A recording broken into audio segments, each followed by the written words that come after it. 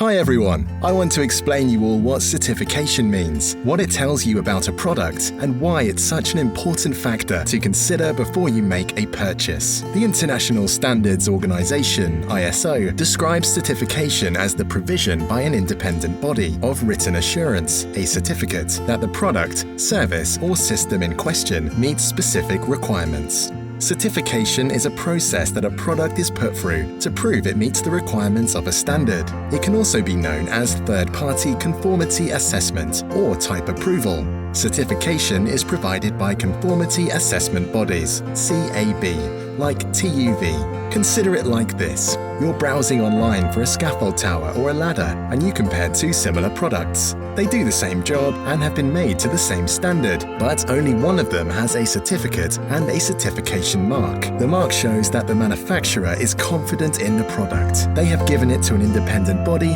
to verify that it conforms.